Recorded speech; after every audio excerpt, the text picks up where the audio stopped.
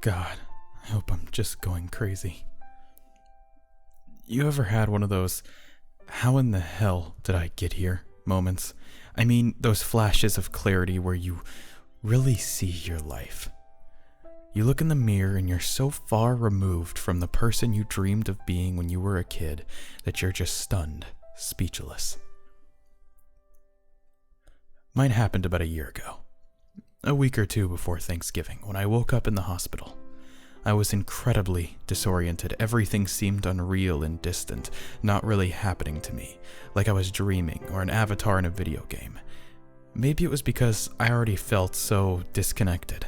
Maybe it was the terrifying reminder of my own mortality, but it felt like I was seeing myself with a stranger's eyes. Waves of shame and self-hatred rolled over me in that hospital bed, and I vowed to change my life.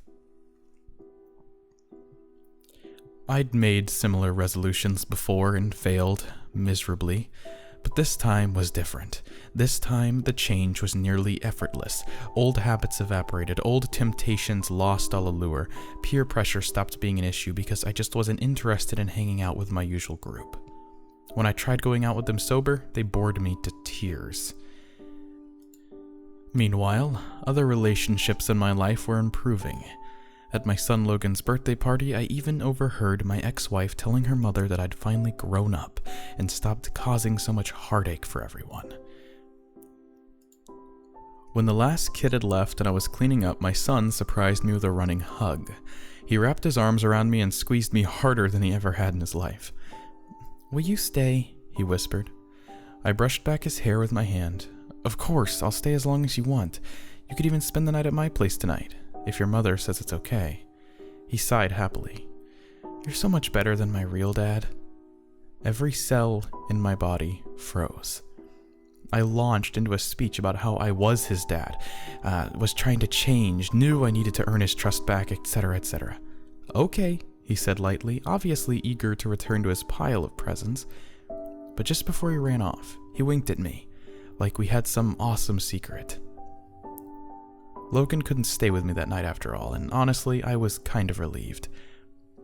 What he'd said had cut me to the core, and for the first time in nearly a year, I desperately wanted a drink. I made it all the way to the front door of my apartment complex before I lost it and just started sobbing. I was fumbling in my pocket for my keys, trying to see through a glaze of tears when Sam put her hand on my shoulder.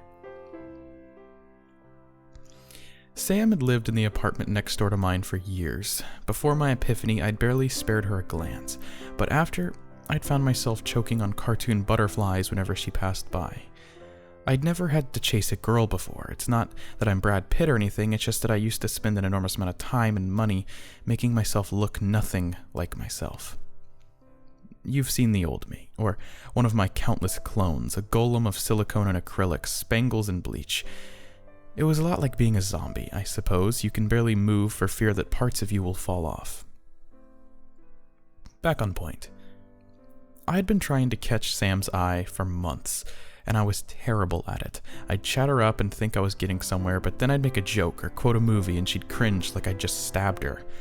It was a humiliating way to have finally caught her attention, bawling like an angry toddler on the front steps, miserably wiping snot on my sleeve as I blubbered confessions for a million sins. Sam listened patiently, only stopping me once to suggest we get out of the cold and continue talking in her apartment. She drank me under the table. I'd lost all my tolerance in a year of sobriety, but Sam definitely didn't have that problem. When I got up to get us both another, it was easy to see why. Her refrigerator looked like mine used to, boasting the 4 food groups of beer, liquor, takeout, and antique condiments. "Did your roommate move out?" I asked, carrying our beers back from the kitchen. "He was a big cook, right? I used to walk by your place around dinner time and drool." He wasn't my roommate. He was my husband. My face fell, and the last year flashed by in sickening instant replays. Her total disinterest in me, followed by the pained looks and vanishing act whenever she caught herself flirting back. I'd never bothered to ring check her until my crush hit. "If you'd like to talk about it, I'm interested, but I won't pry if you don't. Up to you." It's funny. Stanley was usually such a good judge of character, but he was so wrong about you. Sucks that he never got to know you. I think he would have really liked you. She changed the subject, and I excused myself soon after. The next day, curiosity led me to Google her husband. As I read through the results, my eyes widened. Stanley had died the night I'd passed out, and it appeared he might have accidentally saved my life. I spoke with a neighbor and confirmed that my guess was right. The EMTs who responded to Sam's 911 call had been the ones who found me. Since they'd been called out for just one patient and only had one ambulance, they'd put me on a board and hung it on hooks from the ambulance ceiling. I didn't sleep a wink the night I found that out. My stupid drunk ass had hung there a few feet above the worst moments of Sam's life and the last ones of Stanley's, the ultimate third wheel, intruding on something incredibly private and intimate. I laid in my bed, staring at the ceiling, imagining what it must have been like for Stanley, staring up at a man he thought was a total waste, knowing that I'd wake up, and he never would. I blushed against my pillow, thinking of how I'd hit on her soon after his death. I couldn't believe she'd ended up comforting me. I swore to never flirt with Sam again, and I kept that promise, even as we became friendlier and wound up with a weekly TV and Chinese food appointment. I didn't mean to get her a Christmas present. I'd considered it, but wrote it off as over the line. Then I went thrifting and saw this pocket knife. It wasn't anything flashy, but something about it just said Sam to me. When I picked it up and examined it, the owner came up behind me. "You've got nice taste, honey," she said. "They don't make 'em like that anymore." And I smiled, because that was how I felt about Sam. But when Sam opened the gift, her face went white. Did I tell you about this that night I was so drunk? I must have. Sam had inherited one exactly like it from her grandfather. It had gotten lost when she and Stanley moved into the building, and she'd felt awful about it. "Oh, crap, I'm so sorry. I didn't mean to bring up bad memories." No, this is great. I've been trying to find one for a long time. Thank you. I think she meant to peck me on the cheek, but it landed on the corner of my mouth, and the next thing I knew, she was kissing me for real. It was amazing for about 10 seconds, and then she sprang off the couch, stammering that she was sorry, that she'd been overcome, and then it just poured out of her. She told me how much I reminded her of Stanley, how being with me was so much like being with him that it broke her heart. You say things he said. You quote movies he used to quote. Jesus, you wear some of the same clothes. Who puts this green shit on Triscuits? Nobody I've ever met. Except you and him. I didn't reply. I couldn't reply. I shouldn't have kissed you. My therapist said, I just don't think I can get over him and do this. The dinners with you. I'm not moving on. I'm just pretending I don't have to.